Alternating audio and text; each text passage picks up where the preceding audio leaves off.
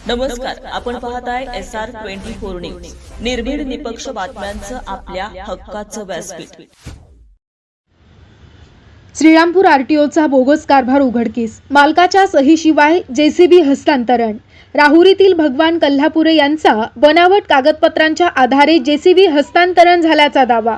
श्रीरामपूर उपप्रादेशिक परिवहन कार्यालयातील कथित बोगस कारभार समोर आल्याचा गंभीर आरोप राहुरी तालुक्यातील खंडाबे येथील भगवान गोवर्धन कल्हापुरे यांनी केला। अनेक महिन्यापासून कार्यालयाच्या चक्रा मारून देखील न्याय मिळत नसल्याने त्यांनी आता आक्रमक भूमिका घेतली असून संबंधित अधिकाऱ्यांविरोधात कारवाईची मागणी केली। कल्हापुरे यांच्या म्हणण्यानुसार सन 2024 मध्ये संबंधित जेसीबी त्यांच्या मालकीचा असताना त्यांनी तो कोणालाही विकलेला किंवा हस्तांतरित केलेला नव्हता। मात्र त्यांच्या कोणत्याही संमतीशिवाय व स्वाक्षरीशिवाय तो दुसऱ्याच्या नावावर करण्यात आल्याचा धक्कादायक प्रकार उघड झाल्याचा दावा त्यांनी केला। यापेक्षाही गंभीर बाब म्हणजे संबंधित जेसीबीवर एचडीबी फायनान्स कंपनीचं कर्ज प्रलंबित असताना देखील कथितरित्या एनओसी जोडून व बनावट कागदपत्रांच्या आधारे हस्तांतरण करण्यात आल्याचा आरोप त्यांनी केला। वाहन हस्तांतरणासाठी मूळ मालकाची उपस्थिती, स्वाक्षरी आणि परवानगी आवश्यक असताना या नियमाचं उल्लंघन झाल्याचं कल्हापुरे यांनी म्हटलं। नियमानुसार वाहन हस्तांतरणासाठी फॉर्म क्रमांक 29 आणि 30 वर मूळ मालकाची स्वाक्षरी आवश्यक असते। तसेच ऑनलाईन प्रक्रियेदरम्यान नोंदणीकृत मोबाईल क्रमांकावर ओटीपी येतो, मात्र आपण कोणताही ओटीपी दिला नाही किंवा मोबाईल क्रमांकात कोणताही बदल केला नसल्याचं कल्हापुरे यांनी स्पष्ट केलं। माझ्या नावावरील जेसीबी पुन्हा माझ्या नावावर करून द्यावा अशी मागणी वारंवार करून देखील संबंधित कार्यालयाकडून कोणतीही दखल घेतली जात नसल्याचा आरोप त्यांनी केला।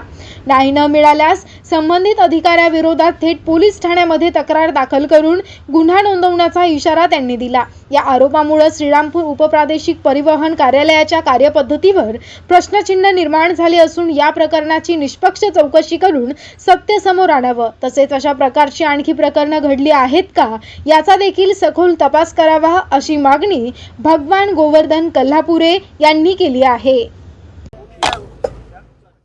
आज या ठिकाणी आपण आपलं अपील होतं, नेमकं कशा संदर्भात होतं आणि काय झालं त्याचं? नेमका याच विषयावर माझा आज अपील होता। मी 13 मार्च 2026ला मी माहिती अधिकार अधिनियमच्या अर्जाप्रमाणे मी माहिती विचारली होती जेसीबीची। त्याच्यात ट्रान्सफर करत असताना जे जे कागदपत्र लागतील ते सर्व कागदपत्रे मी मागवले होते, परंतु त्या कागदपत्रेमध्ये अपूर्ण माहिती देण्यात आली। मला आरसी बुक त्यामध्ये भेटलेलं नाही, म्हणून मी आज 7 जुलै 2026ला मी अपील केली होती। तर मला आज अपीलची तारीख भेटली, परंतु मी 11 वाजेपासून या कार्यालयामध्ये उपस्थित आहे। 3 वाजलेसुद्धा अधिकारी इथं उपस्थित नव्हते। आत्ता अधिकारी आलेले असं मला कळलेलं आहे आणि ज्या संदर्भात मी माहिती विचारली होती त्याचे मूळ मालक ते जीसीबीचे इथं उपस्थित आहे। मला कळालं, यांच्याशी मी संवाद साधला तर तेव्हा मला कळालं की यांनी कोणत्याही प्रकारचे यांचे ओरिजिनल डॉक्युमेंट या कार्यालयाला दिलेले नव्हते। आरसी बुक स्वतः यांच्याकडे होता आणि एचडीबीचा फायनान्स यांचा होता, लोन चालू होता। चालू असताना असं माहीत पडलं का हे थर्ड पार्टीच्या नावावर जीसीबी करण्यात आलेलं आहे या कार्यालयामध्ये। आता कोणी केलं, कोण त्या प्रतिनिधी होतं, कोण क्लर्क होते, कोण वरिष्ठ अधिकारी होते, त्या संदर्भात त्यांची सह्या वगैरे असतील। त्यांनी आरसी बुक ओरिजिनल ना देता दुसऱ्याच्या नावावर कसं काय गाडी झाली आणि OTP सुद्धा यांना दिलेला नाही या मालकांनी, तरी गाडी सुद्धा दुसऱ्याच्या मालकाच्या नावावर झालेली आहे। म्हणून मी आज या कार्यालयामध्ये आलेलो आहे आणि अपीलमध्ये मी चर्चा करणार आहे अधिकारीसोबत का असे डॉक्युमेंट मला अपूर्ण देण्यात आलेले आहे आणि त्याच्या ओरिजिनल आरसी मालकापाशी असताना तुम्ही कोणत्या पेपरच्या माध्यमातून ते गाडी ट्रान्सफर केलेली आहे, एवढंच माझं म्हणणं आहे। जर या ठिकाणी कार्यालयातून जर तुम्हाला न्याय नाही मिळाला तर काय भूमिका? जर जीसीबी मालकाला या कार्यालयामध्ये जर न्याय मिळाला नाही तर आम्ही आणि मी सुद्धा, मला जर माहिती पूर्णपणे दिलेली नाही तर मी येणाऱ्या पुढच्या भविष्यामध्ये चालक मालक संघटनेला सोबत घेऊन तीव्र स्वरूपाचा इथं आंदोलन करीन आणि याचा जे काही परिणाम होईल ते ह्या कार्यालयाचे अधिकारी आणि पोलीस प्रशासक राहील, माझं एवढंच म्हणणं आहे। आपलं भगवान गोवर्धन कल्हापुरे। आज आरटी ऑफिसमध्ये नेमकं काय कामानिमित्त आला आपण? माझं मशीन ट्रान्सफर केलेलं आहे, त्या कामासाठी आलो। कोणतं मशीन आहे? माझं जेसीबी कंपनीचं मशीन आहे MS17 BX1424। आपण तो विकला आहे का? नाही नाही विकला नाही. माझ्याकडं मशीन पण माझ्याकडे आहे, ओरिजिनल डॉक्युमेंट माझ्याकडे आहे, तरी पण मशीन दुसऱ्याच्या नावावर ट्रान्सफर झालेलं आहे. नेमकं कोणी केलं दुसऱ्या नाव ट्रान्सफर? RTO साहेबांनी त्यांनी. या संदर्भात आपण काय चौकशी केली? मी माझं मशीन काम करून घरून चालला असता माझं मशीन फायनान्सवाल्यांनी अडवलं.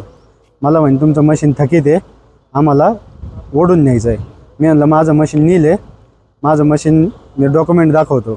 तर त्यांनी माझं मशीन 5,000 रुपये घेऊन माझ्याकडून सोडून माझ्याकडे देऊन टाकलं.